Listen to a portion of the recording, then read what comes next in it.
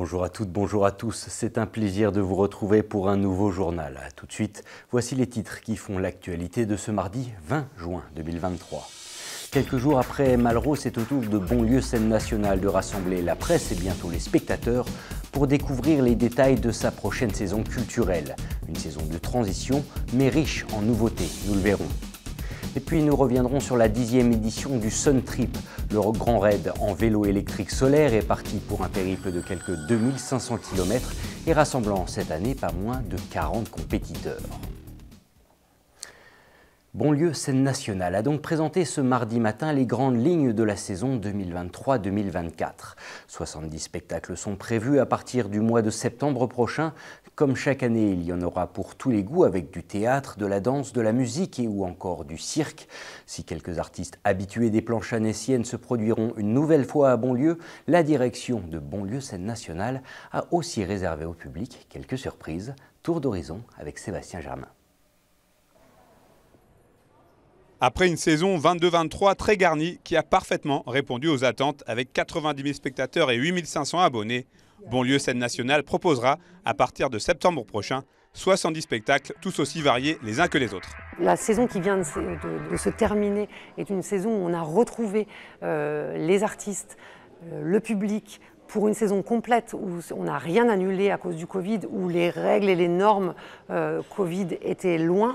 Et c'est vrai qu'on a eu envie de le célébrer encore plus et d'avoir la joie de retrouver le public dans les salles. À la fois, on est dans une saison dynamique, une saison éclectique, une saison réjouissante. On a essayé de faire en sorte qu'il y ait de l'énergie, vraiment. Si la programmation annoncée est donc éclectique, elle est aussi surprenante, avec notamment 2 performances en lien avec le sport très attendues. On ouvre la saison avec un événement hors norme de Mohamed El Khatib Stadium avec plus de 50 supporters du RC Lens, le fameux club de foot des Hauts-de-France, et où il se raconte, on met face à face un public de théâtre et un public de foot et on voit ce qui se passe. Et le premier one-man show de Martin Fourcade a été très frustré de faire ses dernières courses à huis clos pendant la pandémie et il avait envie de dire merci à son public, mais de manière différente de ce qu'on a l'habitude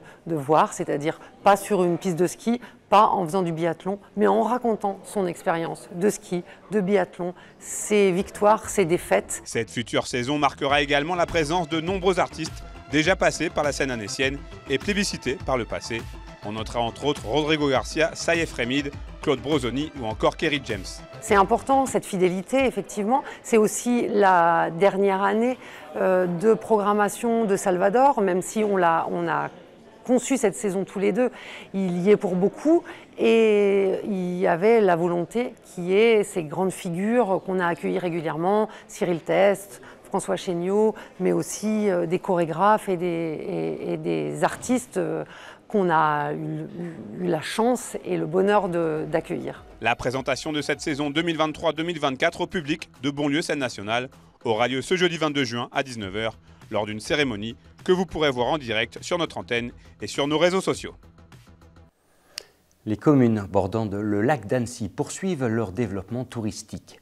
Un processus accompagné de longue date par le département, mais qui bénéficie aujourd'hui d'aides substantielles. Cela à travers le plan lac qui a notamment aidé plusieurs acquisitions récentes, notamment sur le pôle lacustre de Doussard. Plus d'explications avec ce reportage. La mise en accessibilité de la plage municipale de Doussard pour les personnes à mobilité réduite est un projet vieux de plusieurs années déjà.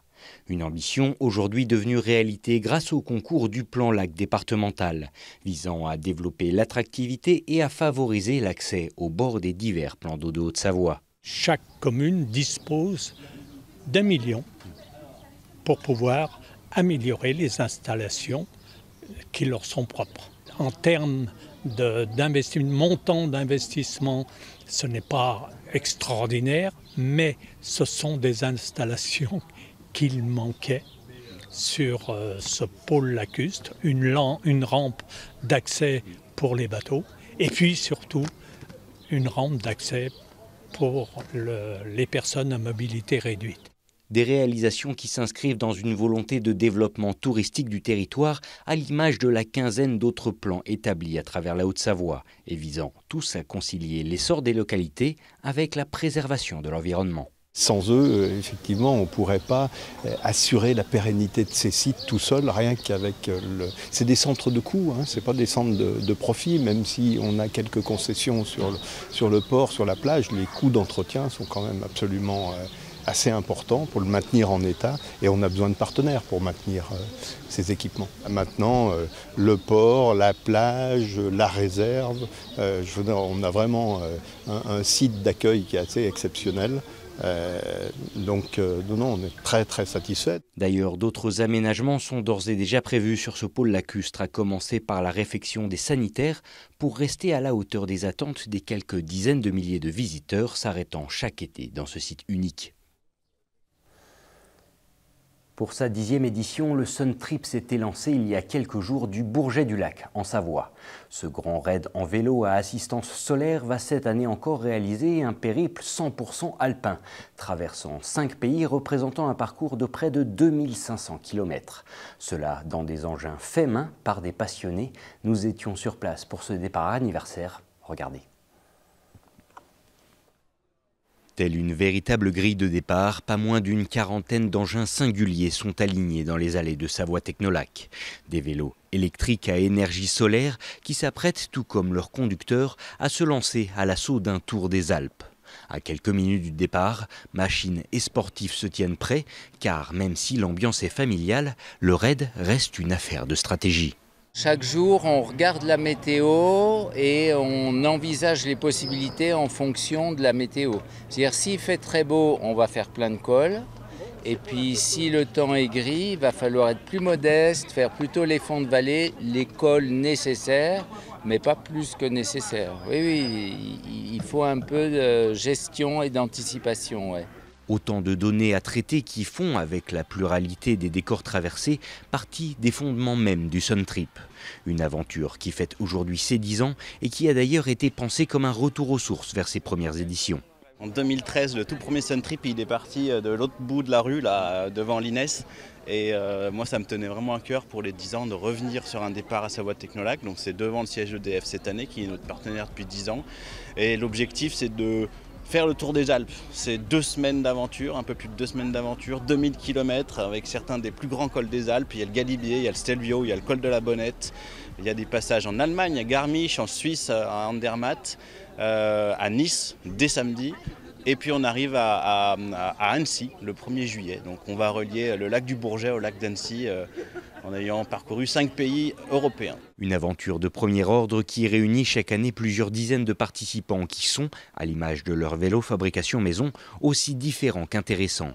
Tous ont pourtant de nombreux points communs, à commencer par leur passion pour les mobilités douces et leur préparation à un tel défi. J'ai un caractère plutôt où j'essaie d'anticiper, où j'essaie de visualiser le parcours en fonction de la dénivellation, en fonction de la distance et puis sur le moment en fonction de la météo bien sûr. Alors comment on se prépare? Il faut avoir une bonne caisse à outils. Une tente, c'est obligatoire en maths pneumatique, mais à mon âge, en général, si je peux, je vais plutôt à l'hôtel. Et c'est bien avec le sourire aux lèvres que la troupe hétéroclite s'était lancée ce jeudi matin, marquant le début d'une aventure que tous ici souhaitent radieuse. Et pour être tout à fait complet sur le sujet, sachez que les compétiteurs partis il y a maintenant plus de 5 jours arrivent ce mardi au bout de leur 3e étape, se réunissant au lac d'Orta en Italie avant de se diriger vers le célèbre col du Stelvio. Une dernière information avant de se quitter. Météo France a émis ce jour un bulletin d'alerte classant nos départements en vigilance orange pour pollution atmosphérique. En effet, avec l'addition des particules désertiques venues d'Afrique, des pollens et des niveaux d'ozone actuels, différentes mesures ont été prises, à savoir l'abaissement de la vitesse sur les principaux axes routiers du territoire, l'interdiction de brûlage des déchets, de feux d'artifice et de l'usage des barbecues à combustible solide. Cet épisode de pollution qualifié de mixte concernant les particules fines PM10 et dioxyde d'azote se renforcera ce mercredi avant une décrue prévue pour ce jeudi avec l'arrivée d'une perturbation orageuse. En parlant de temps, ne manquez pas la météo de Thierry Paulme qui arrive justement dans quelques minutes, car nous voici déjà arrivés au terme de ce journal. Juste après, vous retrouverez l'aparté de la rédac présenté par Victoria Lopez, qui reçoit le syndicat des kinésithérapeutes de Haute-Savoie. Quant à moi, je vous retrouve avec plaisir dès demain 18h pour un nouveau journal, mais d'ici là, passez une très belle fin de journée sur 8 Mont Blanc. À bientôt.